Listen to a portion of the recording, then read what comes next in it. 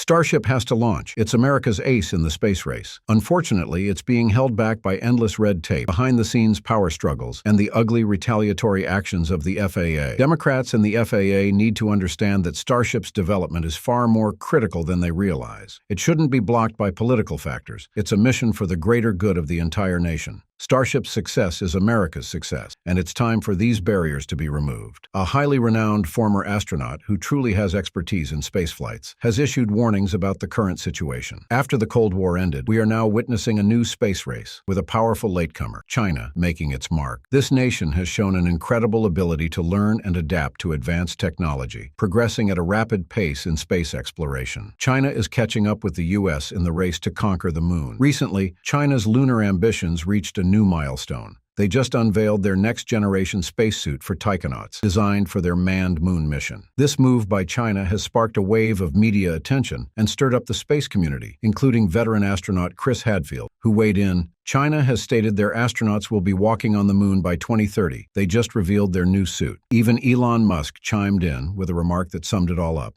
Crazy. Look, the suit, primarily white in color, is made from advanced materials that offer full protection for the wearer. It's built to withstand the extreme temperatures on the lunar surface, while also shielding against micro-debris and harmful UV radiation. The suit features a relatively sleek design, not too bulky, and comes equipped with integrated long-range and short-range cameras, a modern control panel, and an anti-reflective helmet to protect the eyes from the sun's blinding glare. The flexibility of the suit has been demonstrated by taikonauts performing hand movements, bending and squatting, proving that China's focused not only on protection, but also on practicality and efficiency for work on the lunar surface. In recent years, the China National Space Administration, CNSA, has carried out a series of increasingly complex, robotic, lunar missions. The pinnacle of these efforts was the successful sample return mission from the moon's far side, a historic achievement in space exploration. With these groundbreaking advances, China is positioning itself to become the second nation to put humans on the moon, with a manned mission planned for 2030. Well, and it's quite possible that by 2035, when China begins building their lunar base in the resource-rich South Pole region of the moon, SpaceX might still be waiting for the FAA to study the impact of Starship landings on the lifestyle of Atlantic anchovy populations before granting launch approval.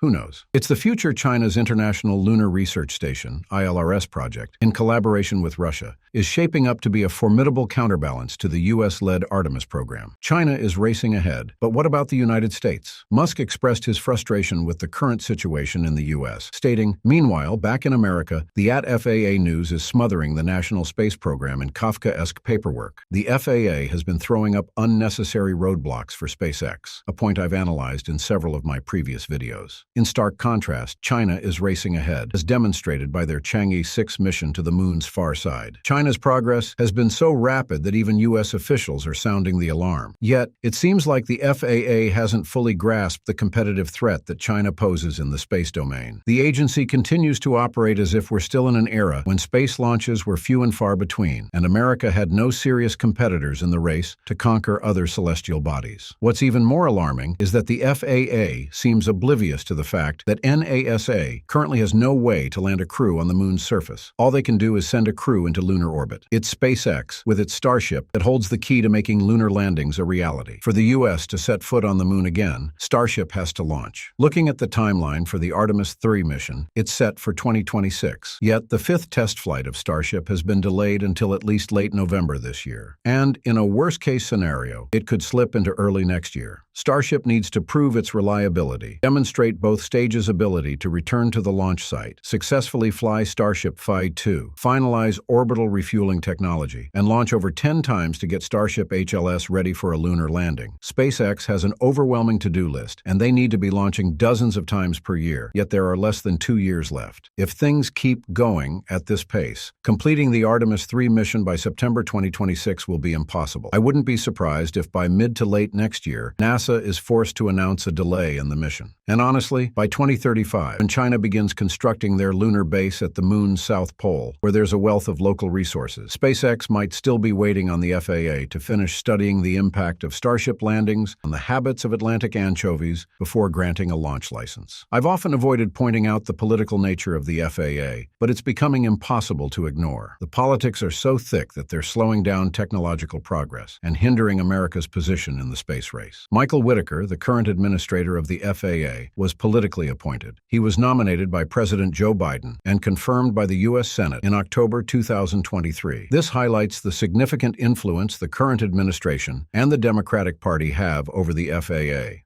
On top of that, Vice President Kamala Harris, a potential presidential candidate, is serving as the chair of the National Space Council. The issue here is that she has failed in her role as America's space leader. In reality, she has never valued the field of space exploration. Under her leadership, council meetings have been not only infrequent, but also ineffective. Harris seems more eager to rush through these meetings than to address the critical issues at hand. NASA's Artemis program, to be honest, is going off the rails. Key decisions regarding space traffic management remain unresolved, creating a dangerous void in national space policy. What's especially concerning is Harris's silence on Russia's move. While Vladimir Putin prepares to send nuclear weapons into orbit, potentially targeting U.S. commercial satellite constellations, America's response seems far too slow and weak. Now, I'm not here to push any political agenda or back a particular party. Instead, this is a direct and urgent plea to our leaders and federal agencies, including the FAA. Recognize that we're in a high-stakes game. This new space race isn't just about science and exploration. It's about national security, technological dominance, and global standing. History has given us invaluable lessons. When the U.S. landed on the Moon in 1969, it wasn't just a scientific milestone. It was a tangible way to outpace the Soviet Union, showcasing America's economic and technical superiority while placing immense pressure on the USSR's economic system. In this new space race, the principle of whoever gets there first sets the rules can absolutely apply to the Moon. And if the U.S. falls behind China, it will be as devastating a loss as Russia's defeat to the U.S. during the original space race. This is about national prestige.